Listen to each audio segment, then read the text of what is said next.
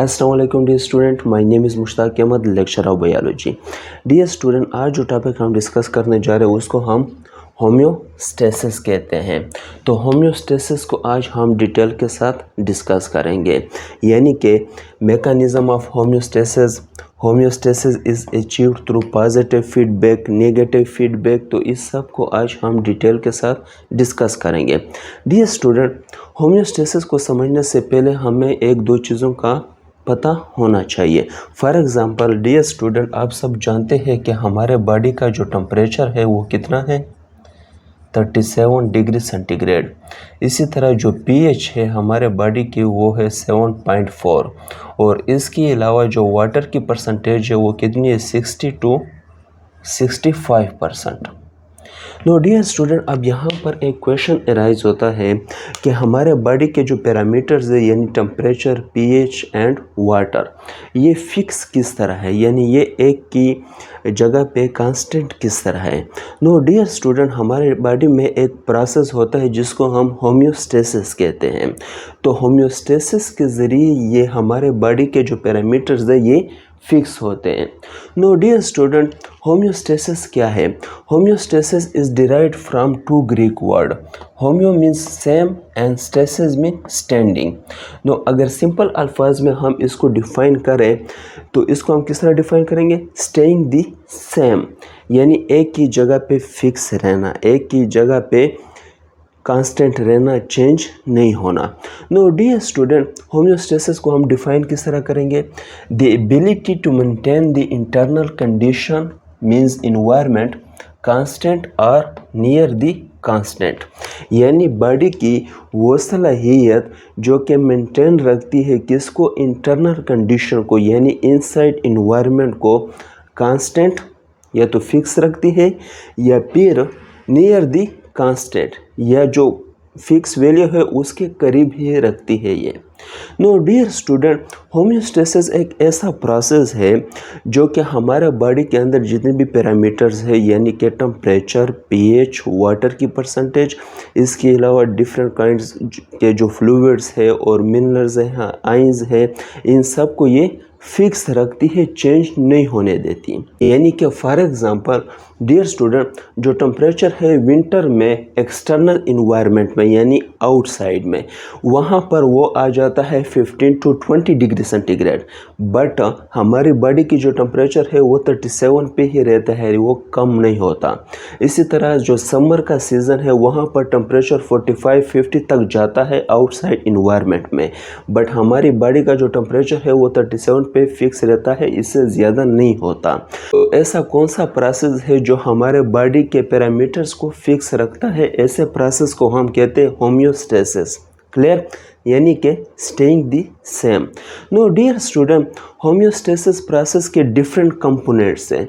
There are 3 different components of homeostasis process, यानी homeostasis का जो प्रोसेस होता है वो 3 कंपोनेंट्स की वजह से होता है। वो 3 कंपोनेंट्स कौन कौन से हैं? फर्स्ट है sensor which detect the stress. Stress means change, या फिर आप इसको कह सकते हैं स्टिमुलस,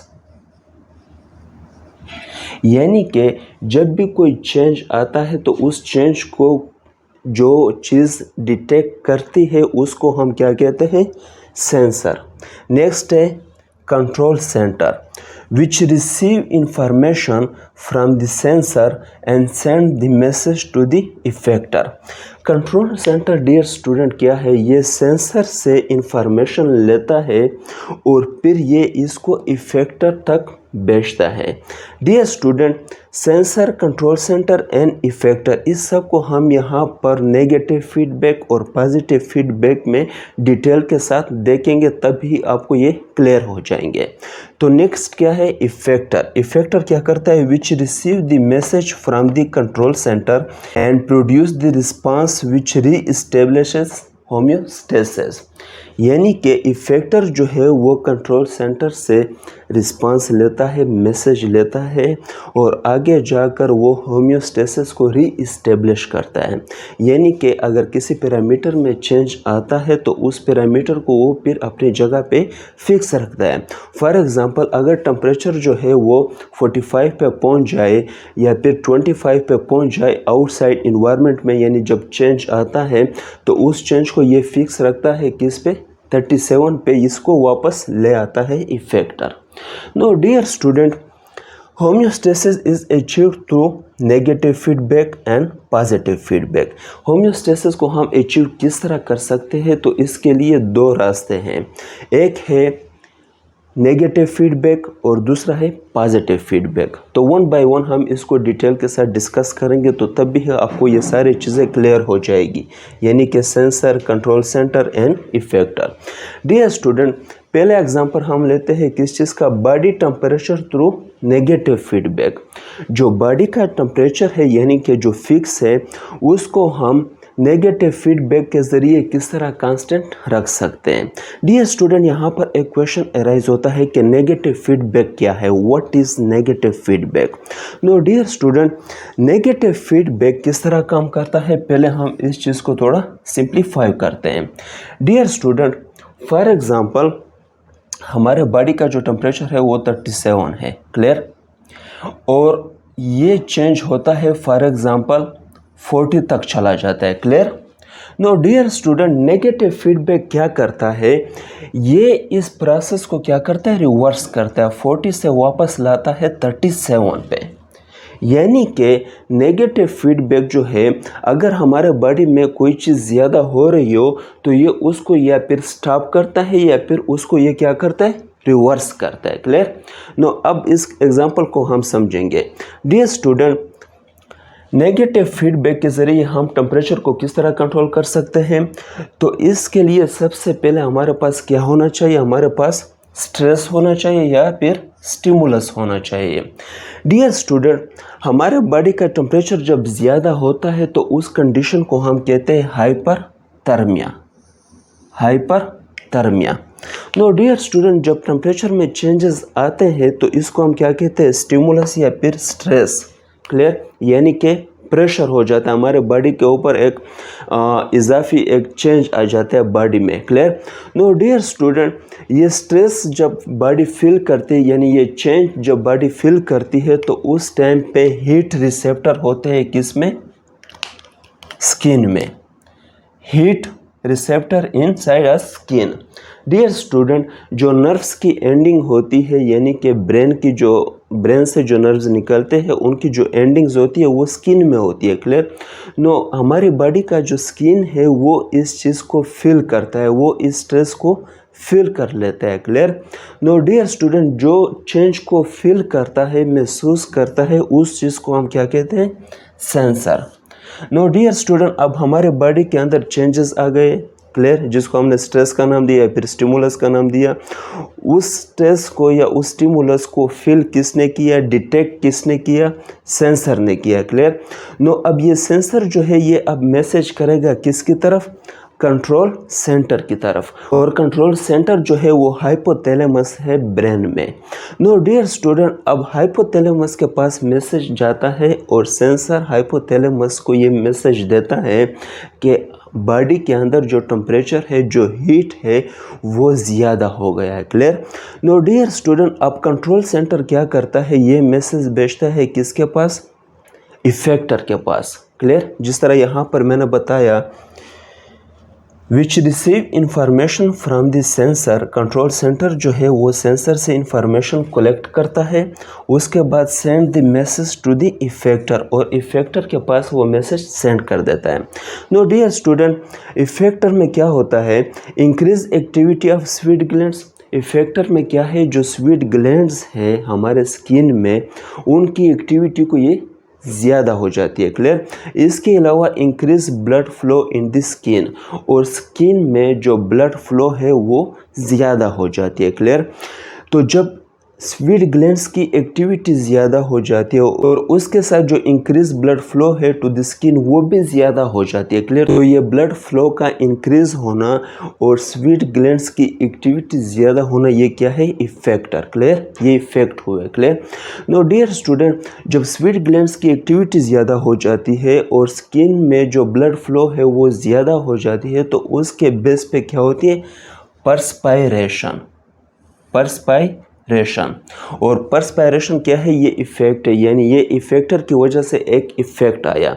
नो डियर स्टूडेंट, अब यहाँ पर एक चीज़ आपने नोट करनी है कि पर्सपायरेशन क्या है। डियर स्टूडेंट, तीन किस्म के डिफरेंट टर्मिनोलॉजीज है। एक है एवोपोरेशन। एवोपोरेशन क्या है? जब वाटर एवोपोरेट होता है, यानी कि एक्सक्रीट होता है फ्रॉम वाटर बॉडीज, जिस तरह पॉन्ड्स हो गए, रिवर्स, सीज, यानी जितने भी तालाब है पानी के या दरिया है, उससे जब वाटर एक्सक्रीट होता है अपर एटमॉस्फेयर में, तो इसको हम कहते हैं एवोपोरेशन। इसी तरह डियर स्टूडेंट, प्लांट्स बॉडी से जब वाटर एवोपोरेट होता है तो उसको हम क्या कहते हैं? ट्रांसपायरेशन। और सेम इसी तरह जब एनिमल बॉडी से या ह्यूमन के बॉडी से जब वाटर एवोपोरेट होता है, वाटर एक्सक्रीट आउट होता है स्किन के थ्रू इनटू एटमॉस्फेयर, तो उस प्रोसेस को हम क्या कहते हैं? पर्सपायरेशन। तो जब स्वीट ग्लैंड्स की एक्टिविटी ज़्यादा होगी तो ज़्यादा पसीना आएगा, और जब ज़्यादा पसीना आएगा यानी कि ज़्यादा वाटर जो है वो स्किन से एवोपोरेट हो रहा है। नो यहाँ पर जो हीट है बॉडी का, वो भी इन वाटर ड्रॉप्स के, जो पसीने के ड्रॉप्स होते हैं उसके साथ ये भी इन्वायरमेंट में एवोपोरेट होता है। तो इसी तरह जो बॉडी का हीट है वो भी एटमॉस्फेयर में एवोपोरेट हो जाता है वाटर के साथ। नो डियर स्टूडेंट, अब जब हीट बॉडी से एवोपोरेट हो गया तो उसके साथ क्या हो जाएगा? शटिंग डाउन, यानी कि जो नेगेटिव फीडबैक है वो स्टॉप हो जाएगा। क्यों स्टॉप हो जाएगा? क्योंकि टेम्परेचर जो है वो वापस आएगा। क्लियर? यानी 40 से वो वापस आएगा 37 की तरफ। क्यों आएगा? क्योंकि स्वीट ग्लैंड्स एक्टिव हो गए, उन्होंने ज़्यादा पसीना बनना शुरू कर दिया, तो यहाँ पर जो पसीना है वो स्किन के थ्रू बाहर एवोपोरेट होगा। तो पसीने के जो ड्रॉप्स है, जो वाटर ड्रॉप्स है, वो अपने साथ हीट को भी अपने साथ ले जाएगा। तो उसकी वजह से जो बॉडी का टेम्परेचर है वो क्या हो जाएगा? रिवर्स हो जाएगा, 40 से 37 की तरफ आएगा। नो डियर स्टूडेंट, अब यहाँ पर अगर हम देखें होम्योस्टेसिस, तो हमने क्या कहा था कि होम्योस्टेसिस का जो प्रोसेस है वो क्या करता है? वो हमारे बॉडी के पैरामीटर्स को कांस्टेंट रखता है, ना ज़्यादा होने देता है ना फिर कम होने देता है। तो वो किस तरह? यानी कि पहला जो वे है वो है नेगेटिव फीडबैक, यानी एक चीज़ ज़्यादा हो रही है तो इसको हमारे बॉडी ने क्या किया? रिवर्स किया, 40 से 37 की तरफ आ गया। डियर स्टूडेंट, यहाँ पर एक और नेक्स्ट चीज़ क्या है? Increase blood flow to the skin.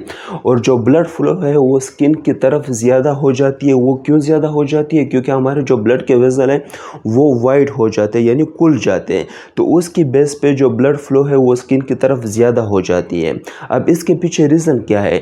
Dear student, जब ब्लड फ्लो स्किन की तरफ ज़्यादा हो जाती है तो इसका मतलब सिंपल क्या है कि ब्लड जो है वो स्किन की तरफ ज़्यादा जा रहा है, और जितना ब्लड स्किन की तरफ ज़्यादा जाएगा उतना ही जो बॉडी का हीट है वो भी ब्लड में फ्लो होकर स्किन की तरफ ज़्यादा जाएगी, और जितना हीट स्किन की तरफ ज़्यादा जाएगा उतना ही हीट जो है वो स्किन के थ्रू बाहर एक्सक्रीट आउट हो जाएगा, जिस्म से बाहर निकल जाएगा through water drops. Now dear student, अब हम आते हैं पॉजिटिव फीडबैक की तरफ। What is positive feedback? Positive feedback dear student, इसमें क्या होता है कि अगर एक चीज़ इंक्रीज़ हो रही हो, एक चीज़ इंक्रीज़ हो रही हो तो उसको मज़ीद इंक्रीज़ करते हैं। डियर स्टूडेंट, पॉजिटिव फीडबैक किसको कहते हैं कि अगर एक चीज़ ज़्यादा हो रही हो तो उसको मज़ीद ज़्यादा करना, इसको हम क्या कहते हैं? Positive feedback. इसी तरह डियर स्टूडेंट, अगर एक चीज़ डिक्रीज़ हो रही हो, क्या हो रही हो? डिक्रीज़, और उसको मज़ीद डिक्रीज़ करना, तो इसको हम क्या कहते हैं? Positive feedback.